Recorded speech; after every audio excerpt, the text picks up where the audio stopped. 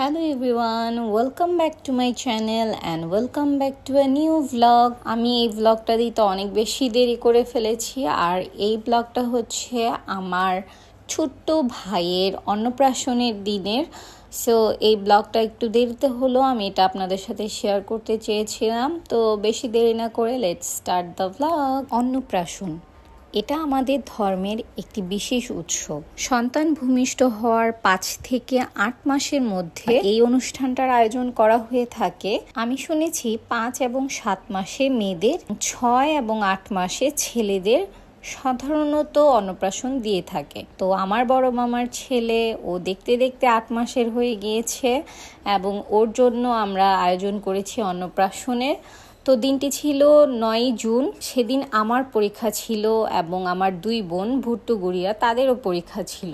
তো এই কারণে হলুদ অনুষ্ঠানটা খুবই সিম্পলভাবে করেছি। এর আগের দিন আমার মায়ের জ্বর এসেছিল, সেও বিছানা থেকে উঠতে পারছিল না এবং সবাই একটু কাজে ব্যস্ত ছিল। তো আমরা যে কয়েকজন ছিলাম এখানে, দাদুরা ওকে প্রথমে হলুদ দিল এবং যেহেতু ওদের একটু তাড়া ছিল, ভুট্টুগুড়ি আগে দিয়ে ফেলেছিল, তারপর আন্টি আর দিদা দিল অ্যান্ড লাস্টে আমি দিলাম। ও কিন্তু একটু বেশি বিরক্তি ফিল করছিল হয়তো। তো ওকে জলে বসানোর পর ও একটু হ্যাপি হয়ে গিয়েছিল। ওর যেহেতু একটু ঠান্ডার সমস্যা আছে, এত সকালবেলা আমরা কেউই ওকে স্নান করাতে চাইনি। তো এই কারণে অল্প একটু জল ওর মাথায় ছিটিয়ে দিয়েছিলাম।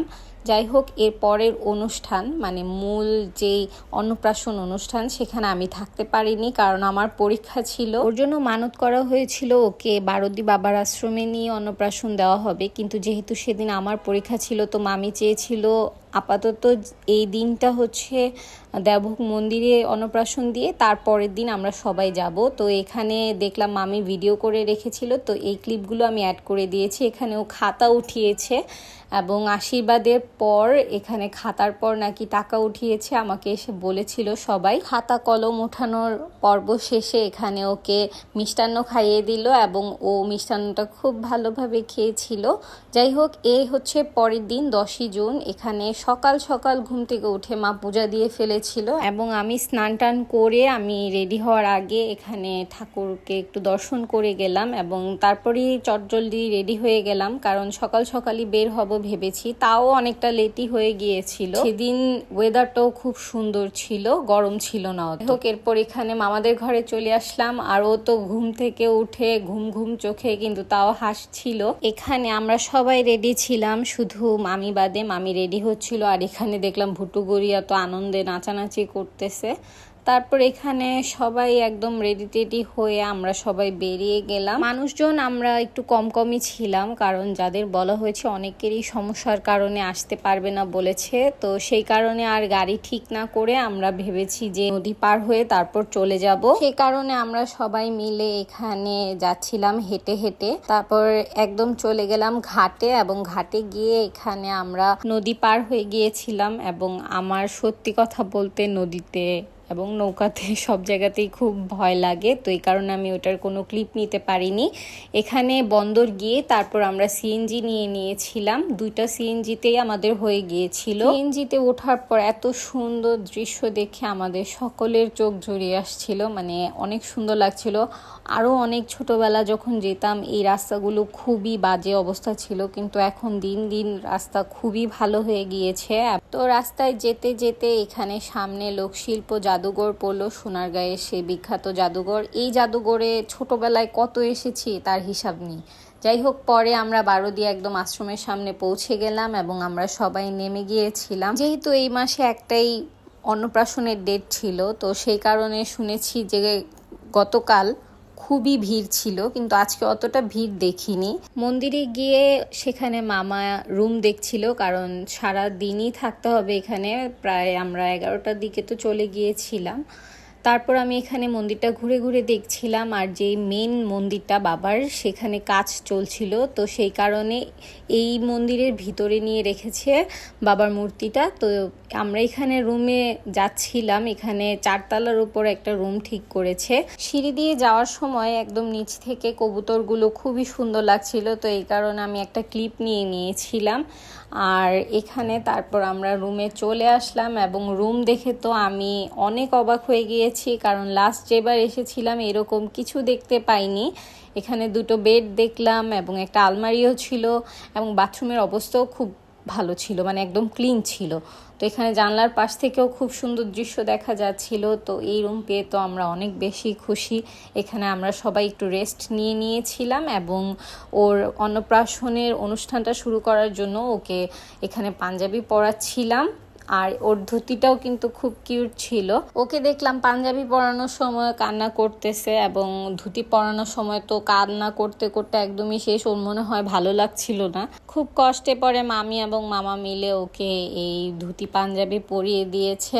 ওকে একটু খাওয়া দাওয়া করিয়ে নিতে বলছিলাম, কারণ ও অনেক বেশি কান্না করছিল, হয়তো ক্ষুধা থেকে কান্না করছিল। তো ওকে খাওয়ানোর পর ও মোটামুটি একটু শান্ত হয় এবং আমি এখানে ওর কিছু ক্লিপ নিয়ে নিই। ধুতি পাঞ্জাবি পরার পর ওকে তো অনেক বেশি কিউট লাগছিল এবং আমি ওর ভিডিও করে নিয়েছিলাম। ও পারছে না, একদম খুলেই ফেলছে, কারণ ওর মনে হয় গরম লাগছিল। তারপর আমরা সবাই বেরিয়ে গেলাম এবং মামি ওকে কোলে নিয়ে যাচ্ছিল আর আমরা সবাই মন্দিরেই যাচ্ছিলাম, যেহেতু ওই মেন মন্দিরটা এখন কাজ চলছে। তো এই মন্দিরেই দেখলাম সব কিছু আছে। তো এখানে আমরা সবাই চলে গেলাম। মন্দিরে প্রবেশ করেই আমরা সবাই নমস্কার করে নিই এবং এখানে বাবার মূর্তিটাও খুব সুন্দর লাগছিল। আর এখানে মানুষজনও ছিল দেখলাম, কিন্তু সচরাচর যেরকম থাকে সেদিন একটু কমই ছিল। তো এখানে ওর যে থালা বাসনগুলো একদম শুরুতে আমি দেখিয়েছিলাম এগুলো কিনেছে, গ্লাস, বাটি, থালা। তো অন্নপ্রাশন অনুষ্ঠানের জন্য এখানে গ্লাসের মধ্যে জল এবং সেই ছোট্ট বাটিটাতে ওর জন্য মিষ্টান্ন নিয়ে এসেছিল। এটাও মনে হয় টোকেন দিয়ে তারপর নিয়ে এসেছিল। তো এখানে বসে পড়লো। তারপর দেখলাম ঠাকুর মশাই ওকে কোলে নিতে বলছে মামাকে। তো মামা এখানে ওকে কোলে নিয়ে তারপর ঠাকুর মশাই ওকে আশীর্বাদ করলো এবং এরপর খাইয়ে দিল। আমাদের নিয়মে অন্নপ্রাশনে বাচ্চাকে কখনোই ভাত, মাছ এগুলো মানে অনেক আইটেমস দিয়ে যে খাওয়ানো হয় এটা খাওয়ানো হয় না।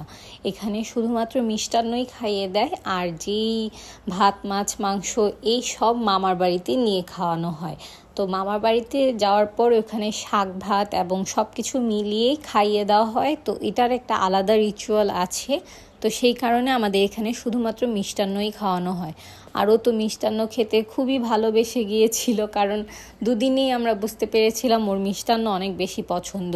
ওর যে রেগুলার খাবার আছে তার থেকেও বেশি মিষ্টান্ন ওর পছন্দ। তারপর ঠাকুরকর্তা সব নিয়ম কানুন শেষে মামাকে বলেছিল খাইয়ে দিতে এবং মামা খাইয়ে দিল। আমরা সবাই না খেয়েই মন্দিরে গিয়েছিলাম। তো এই কারণে ঠাকুরকর্তা বলল যে আপনারা সবাই চাইলে এখনই অঞ্জলি নিতে পারেন। তো আমরা সবাই সেই অনুযায়ী অঞ্জলি নিতে বসে পড়েছিলাম এবং অঞ্জলি শেষে প্রসাদ নিয়ে এখানে সাইডে দেখলাম এই সুন্দর যে দৃশ্যগুলো, এগুলো কিন্তু খুবই সুন্দর লাগছিল। এগুলো আগে ছিল না, এখন আমি এবার গিয়েই খেয়াল করেছি। যাই হোক, তারপর এর পাশেই একটা আরও সুন্দর দৃশ্য ছিল। এখানে মনে হয় শ্রীকৃষ্ণের পুরো জীবনীটা ছিল। তো এটাও খুব সুন্দর ছিল। তো এখানে এগুলো দেখে তারপর আমরা চলে গেলাম একদম রুমে, কারণ আমরা শুনেছি রুমে নাকি অলরেডি বাল্যভোগটা সকালের সেটা চলে এসেছিল এবং সত্যিই রুমে গিয়ে দেখলাম বালতি ভরা বাল্যভোগ চলে এসেছিল। এখান থেকে অনেকের জন্য বাসায়ও নেওয়া হবে, কারণ সবাইকে দেওয়া হবে প্রসাদ। তো প্রথমে মা এখানে অন্ন নিয়ে নিল, আর আমার কাছে কিন্তু এটা খুবই পছন্দ। অন্ন নেওয়ার পর এখানে আলু ভর্তা নিয়ে নিল এবং কাঁচামরিচ নিয়ে নিল। বাল্যভোগের মধ্যে আমার সবচেয়ে স্পেশাল লাগে এই ডালটা। এটা হচ্ছে মুগ ডাল, আর এটা এত স্পেশালভাবে রান্না করা হয়, এটাই মনে হয় এই ভোগটার সবচেয়ে বেশি স্বাদ বাড়িয়ে দেয়। তো এখানে মাকে তাড়াতাড়ি বললাম মেখে দাও। মা সব কিছু একসাথে আমাকে মেখে দিল এবং আমি তো খেয়ে নিলাম। এটা খেতে খুবই টেস্টি। খাওয়া দাওয়া শেষ করে আমি লম্বা একটা ঘুম দিয়েছিলাম, কারণ এতদিন পরীক্ষার কারণে আমার রাতেবেলা খুবই কম ঘুম হয়েছে এবং আমার শরীরও খুব খারাপ লাগছিল। তো এই কারণে আমি ঘুম দিলাম এবং এরপর মা আমাকে নিয়ে চলে আসলো ঘুম থেকে ওঠার পর আর কি। তো এখানে মা কিছু কেনাকাটা করলো। তো এখানে নাকি মা আগে এসেছে, মানে কিছুক্ষণ আগেই এসেছে, আমি ঘুমিয়েছি, মা ঘুমায়নি। তো এখানে গিয়ে মা হচ্ছে শঙ্খ তো এটা কিনবে এর জন্য গিয়েছে, কিন্তু লোকটা নাকি একটু বেশি দাম চেয়েছিল, তো সেই কারণে মা চলে এসেছিল, কিন্তু আবার ফেরত গিয়েছে ওই দোকানে আমাকে নিয়ে। দোকানে দেখলাম খুব সুন্দর সুন্দর গোপাল মূর্তি, রাধাকৃষ্ণের মূর্তি, এবং আমার কাছে খুবই ভালো লাগছিল। আমার কাছে আসলে বেশি টাকা থাকলে আমি কিনেই নিতাম। মা এখান থেকে একটা শঙ্খ কিনে নিল এবং ওনাকে বলল যে একটু বাজিয়ে শোনাতে, যেহেতু আমরা এসে বাসায় হয় কি আরেকবারও কিনেছে, তারপর বাসায় এসে দেখি একদমই বাজে না, আর এখান থেকে ছোট একটা জলশঙ্খ নিয়ে নিয়েছিল। তো মামা এবং মা বলাতে উনি আবার বাজিয়ে আমাদেরকে দেখিয়ে দিয়েছিল। তো এই আমাদের কাছে এগুলো ভালোই লেগেছে। তারপর মা এখানে নিয়ে নিল। মেবি বড় শঙ্খটার দাম এখানে 1000 ছিল, আর জল শঙ্খটার দাম মেবি 150 টাকা ছিল। তারপর এখান থেকে কেনাকাটা শেষে আমরা চলে গেলাম চা খেতে, কারণ চা না খেলে তো সকালে ভালোই লাগে না। আর এখানে দেখলাম খাঁটি সরিষা ভাঙিয়ে তেল বানানো হচ্ছে। তো এখানে চায়ের একটা দোকান ছিল, এখানে আমরা চলে গেলাম, কারণ এর আগেও আমরা এখান থেকে চা খেয়েছি আর আমার কাছে খুবই ভালো লেগেছিল। এখানে আমি দুধ চা নিয়ে নিলাম এবং আমরা সবাই চা খেয়ে নিলাম, সাথে একটা বিস্কিটও নিয়েছিলাম।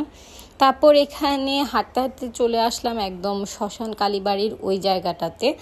এই জায়গাটা খুবই সুন্দর এবং কাজ চলছে মনে হয়। আর এখানে যে বাগানটা ছিল এটাতে একটা শিবলিঙ্গ ছিল এবং আমার কাছে দেখতে তো এটা খুবই সুন্দর লাগছিল, কারণ আমি এই জায়গাটাতে কখনো আসিনি, আর আসলেও এত কিছু খেয়াল করিনি। যাই হোক, তারপরে সেখানটা ঘুরে তারপর আমরা আবার চলে আসলাম এই মন্দিরের সামনে। এখানে কবুতরকে আমি একটু খাওয়া দিচ্ছিলাম, তো এখানে আমার হাত থেকে নিচ্ছিল না, কিন্তু আমি নিচে ফেলে দিয়েছিলাম, পর তারা খাচ্ছিল। এরপর এই পুকুর ঘাটটার কাছে চলে আসলাম, আর এই তো শিব মন্দিরটা খুবই সুন্দর। এখানে আমি পুকুর ঘাটে নেমে একটু ভিডিও করে নিয়েছিলাম আর কিছু ছবিও তুলে নিয়েছিলাম। এরপর আমরা ঘুরে ঘুরে পুরোটা মন্দির দেখছিলাম, আর এখানে একদম লাস্ট মাথায় খুবই বড় একটা ঘন বনের মতো ছিল। এই জায়গাটাকে এখন সব কিছু কেটে এখানে আরেকটা মন্দির স্থাপন করছে। আমি জানতে পারিনি যে এটা কিসের মন্দির করছে, কিন্তু এটাও খুব সুন্দর লাগছিল বাইরে থেকে দেখে।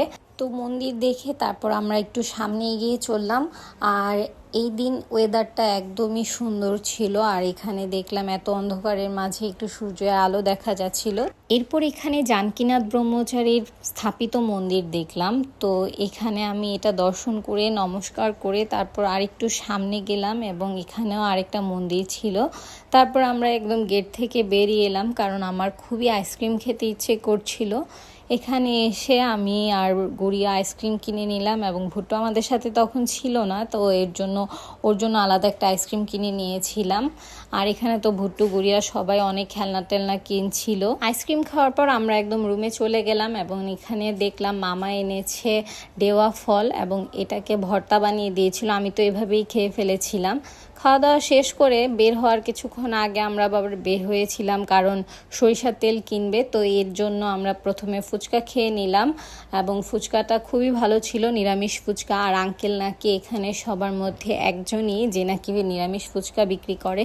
আমার কাছে সবই ভালো লেগেছে, মানে আমি ভেবেছিলাম অত একটা ভালো হবে না, কিন্তু ভালোই ছিল। ফুচকা খাওয়া শেষে রুমে গিয়ে দেখলাম এখানে রাজভোগ চলে এসেছিল, কিন্তু আমাদের কারো পেটে জায়গা নেই, তো সবাই ভেবেছি এখান থেকে একদম নিয়ে বাসায় গিয়ে একবারে খাবো। তো সেই কারণে আমরা আর বেশি দেরি না করে বেরিয়ে যাই এবং আবার সিএনজি ঠিক করে এখান থেকে চলে যাওয়ার জন্য রওনা দিই। এখানে খুবই ভালো একটা দিন কাটিয়েছি, এবং তখন একদম মেবি লাস্ট কয়েকদিন ছিল, তো সেই কারণে আমি কয়েকটা গরুর হাটও দেখেছি, আমার কাছে খুবই ভালো লেগেছে।